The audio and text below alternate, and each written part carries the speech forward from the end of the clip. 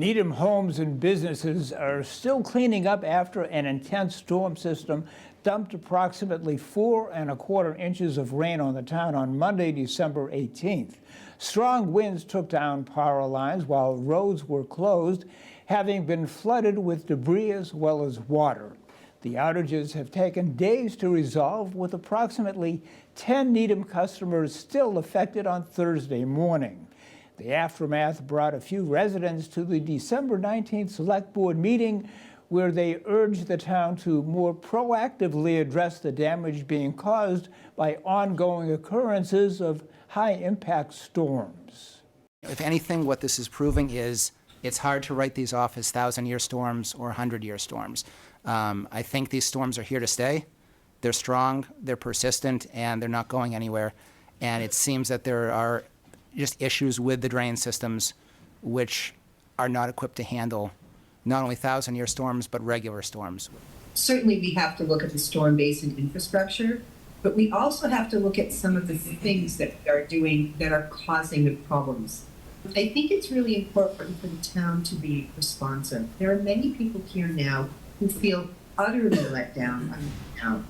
And you need to invite those of us who've gone through us to create a town-wide committee to help deal with this issue and to be making recommendations as we go forward. This isn't a criticism of anyone's work. They've helped solve our problems before addressing their own homes, and we're grateful for that. This is an expression of fatigue and frustration for my family and members of our community. Yesterday, Oak Street was a river. There were waves lapping against my neighbor, my 87-year-old neighbor's house, and he's lived in his house his whole life. The crisis is getting worse and has to be prioritized. But in the meantime, I would like to ask that town management and DPW treat rainstorms like they do snowstorms. Yesterday, Needham Public Schools and Needham Police Department were amazing on their Facebook pages. They were great. DPW was delayed, the town was delayed, the Facebook page was delayed, but that was all we got. No emergency alerts on the phone, no emergency emails, and that seems very achievable. And I would like to see this happen preemptively, town-wide, and through more than social media. Those public comments kicked off an extensive agenda that kept circling back to environmental issues for the board. In addition to hearing from the Climate Action Plan Committee for an update on their 2-year effort developing the town's response to climate change, which is due for a public hearing in January, the board also was formally introduced to the town's new sustainability manager, Gabby Queenan, who started work this week.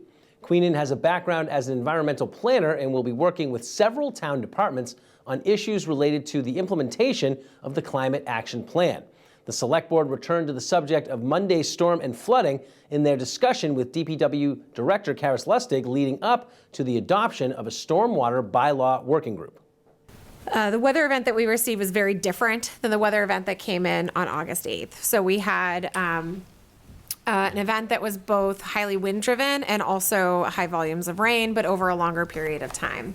The main issue we had on August 8th was our sewer system's capacity. And that was because of people who were incorrectly moving water from their sump pumps into the town's sewer system, which is one of the items that is in our capital plan for next year to try to address. We are not aware of surcharging that happened during this event. This was more because of those catch basins being plugged up and closed, that the water couldn't penetrate into the catch basins, not the water coming up from the catch basin. Just for some context, we have 4,200 catch basins in town. So we have about 24 staff in water and sewer, as well as we have staff in highway and Parks and Forestry that were working the event. Parks and Forestry is obviously dedicated towards tree issues, and highway was in support of road closures. And our water staff was primarily working at clearing catch basins consistently through the event in areas that we know to be trouble spots, which are typically low areas.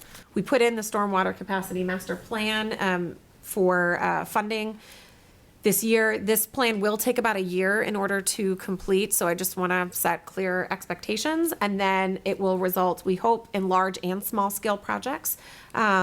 But they may take up to decades to complete. And so we have to really, I think, make it clear that getting all the way into the low points in the center of the town is going to take a longer time than remedying some of the issues that are closer to the Charles River.